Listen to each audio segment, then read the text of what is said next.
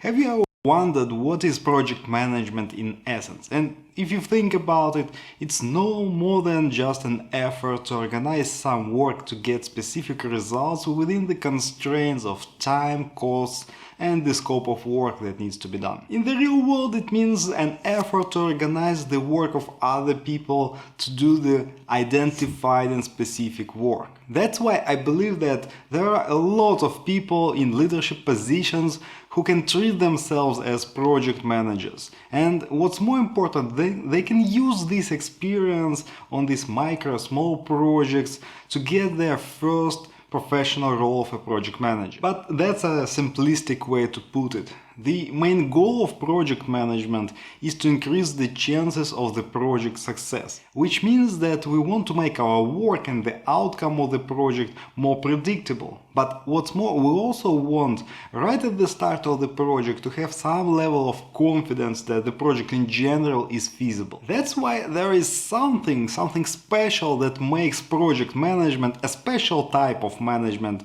in comparison with the rest of approaches, frameworks, and methodologies. And again, in essence, project management is very structured towards identifying the project's objective and focus all the work to reaching that objective. Okay, now stick with me because I'm going to explain why project management is such a powerful approach and why the whole world is using it, and actually the demand for project management is always on the rise.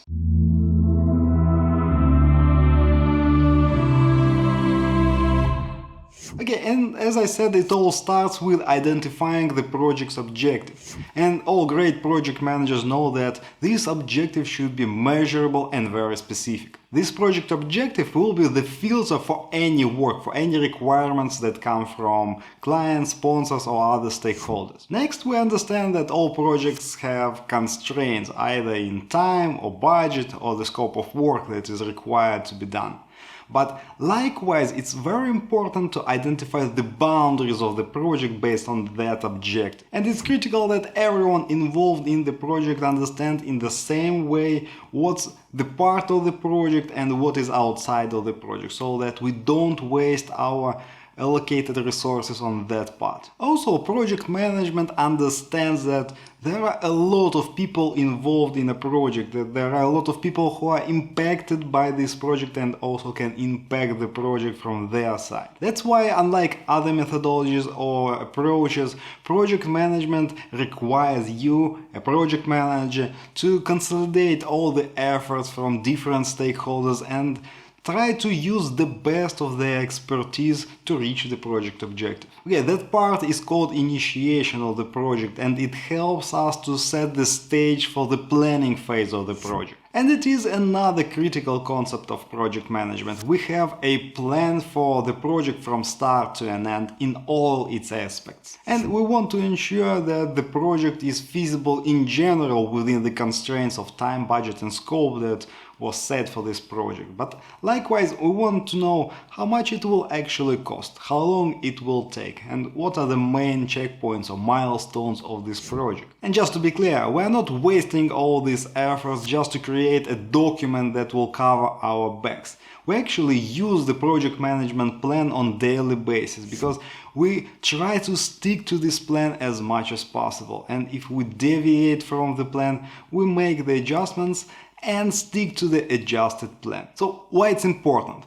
We always know how far we deviated from our initial plan so that we can correct our course and we can track our expenses, our efforts that we put into the project scope and so on. And I want to repeat it again. We want to track all aspects of the project, not just scope, budget or risks. We want to have it all integrated and interrelated so that we can see the whole picture of the project, how it all works together and how it impacts different aspects of the project. By the way, the sponsor of this video is my free resource guide called 5 Critical Areas a Great Project Manager Needs to Master. This PDF provides you access to unique content and tools that I don't share anywhere else. Things like my full guide to leadership, scope and risk management plan templates, and lots of other valuable resources. If you want to be a successful project manager, this guide is for you. The link is in the description below this video. Okay, the next key concept is that once we have this realistic project plan that you and your team feels comfortable to execute, we start executing the project management plan. We are sticking to the plan that we created. And you need to understand that during planning phase, we kind of simulated the whole project execution in our minds and on the paper. Now we are in the real world trying to execute the same way. And we see what works, what doesn't work, what needs to be adjusted, what risks appear that we didn't see. And all of this allows us to see how far do we get away from the project, how far we deviate from it. It all gives us measurable metrics that we can use to align our work. We can predict what additional efforts we need to actually finish the project and how we need to adjust it so that we still fit into the constraints that we had initially. Okay, moving on. Project management also understands that this project management plan, all the processes, all the tools, they will be used by people, and you as a project manager should manage these people, you should lead them. In essence, it means that on daily basis you need to motivate people to do the exact tasks that you assign to them, to stick to the project management plan that you created, and to use the tools and techniques that you outlined in the plan. Next, as I already mentioned, there is a layer of controlling efforts in project management, and we always want to track the planned values versus actual values in all aspects of project management. And this gives us the deviation from the plan. But what's more important, these controlling efforts allows us to make the integrated changes to the project, which in essence means that if, for example, you make a change to the project scope, for sure it will impact the budget, the timeline, risks, communication with stakeholders, well, actually all the aspects of the project. So when you make a change to the project, you adjust your project management plan in all the aspects and you continue the project following the new project management plan. And just to be clear, it's not dramatic changes to the whole project. In such cases, you do cancel the project and start a new one with this new input. In our cases, we do minor changes, but we track them across the whole project management plan. And the final phase of the project is actually to close it. We always want to work towards the final state. We want to hand over the results of the project to our clients, get acceptance, and finish the project. That's why I recommend that all project managers start a new project from thinking how they will close it, how they will get this sign-off from the clients. Last but not least, project management wants you to improve your project management approach continuously. That's why they introduced the lessons learned concept. So throughout the project you collect lessons learned on what went well, what went wrong, and you try to improve it in your next deliverables or in the next project that you will do. Okay, it was a very basic structure, a framework that you can fill in with some tools, techniques and processes that will make your project management approach more efficient and more predictable. And as you understand, there are projects with different levels of complexity, different size. Some of them have impact on a group of people, some of them have impact on the whole world in general, and so on. So all of these projects will have different project management frameworks. You will fill in these project management frameworks with completely different processes, tools and techniques. So where do you find all of this? How do you improve your project management approach? And in general, there are several aspects that you need to continuously develop. First of all, you need to learn the theory of project management, the best practices of project management. It all comes from books. So, for example, the main source of such knowledge is the PMBOK guide, the Project Management Body of Knowledge guide. You can find hundreds of processes, tools and techniques there. But you need to understand that this source provides you just the general awareness of all these processes and tools. You need to learn their benefits, what are the use cases, how it all works together, and so on. But in general, it's just theory. That's why throughout your whole career you want to always get gradually more complex, harder projects where you can train your skills of using these all new tools and techniques that you learn from the books. Okay, next we have the knowledge of industry that you work in, and the general awareness of the best practices in the industry, the solutions that are present for your industry, some processes and tools specific to this industry will greatly help you to increase the chances of success of your project. And it will help you to make better decisions in project management. So yes, in general, project management is universal across all industries, but in the real world, the experience and knowledge in one industry is a great plus for your career. The same applies to the technical skills of these industries.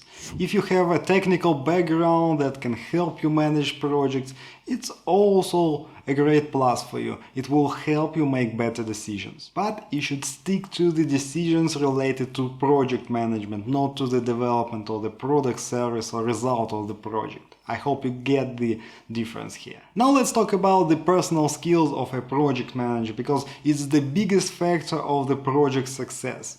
Why? Well, because if you have the best project management approach without your personal skills, without leadership, motivation and communication skills, no one will use that approach efficiently. So if you want to be a great project manager, you need to focus your efforts on developing your skills in leadership, because you need people to follow you towards the project objective and towards your vision of project management. Next, you need to be a great communicator, because everything that you do on a project is translated through written and oral communication to other team members and stakeholders. After that, we have your personal productivity, because you will be juggling hundreds of things every day, and you need to know how to identify the most crucial thing today and do it efficiently. Next, we have empathy, because we need to work with people and we need to understand their feelings, because it helps us to motivate them and to drive them to the right direction. And last but not least, a great project manager should have a healthy curiosity, because besides project management that you need to know in depth, you need to know a lot of other things, at least on a high level. Alright, before we move to the last and the most popular part of project management, if you enjoy this video, please click the like button, and YouTube will suggest you more videos on project management and leadership. It will help you to become a great PM. Thanks in advance. Alright, let's talk about project management tools. And when we say project management tool, usually we mean some integrated project management software that helps you to do all the things inside one application. And studies show that actually using this project management software improves the chances of the project success. Why?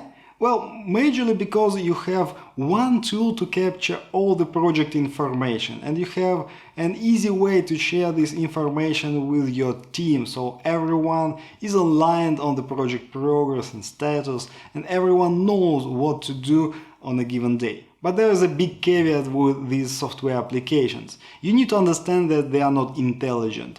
They do what you ask them to do, and as saying goes, garbage in, garbage out. If you don't have the solid understanding of project management, these applications will not improve your project management skills and knowledge. So don't focus too much on getting the most powerful, the most capable project management software. Focus on learning project management. Because actually on daily basis, project managers use just emails, calendar, Microsoft Office packs, and that's more than enough to manage a small to medium project. But in broader sense, the term project management tools also includes things that you can implement in any other software or even on a piece of paper. And it's things like requirements traceability matrix, scope statement or risk register. So you should be aware of all these project management tools and how to use them, how to implement them in spreadsheet or a Word document. By the way, I left you a lot of resources on all these tools below this video in the description. If you want to learn more, just check the links there. Alright, and then we have the project management techniques. There are actually dozens of them that you can learn. So next I recommend that you watch one of these videos on project management techniques and develop your skills in using them. They all boost your project management approach. So just click one of these links and I'll talk to you there. See you later. Bye bye.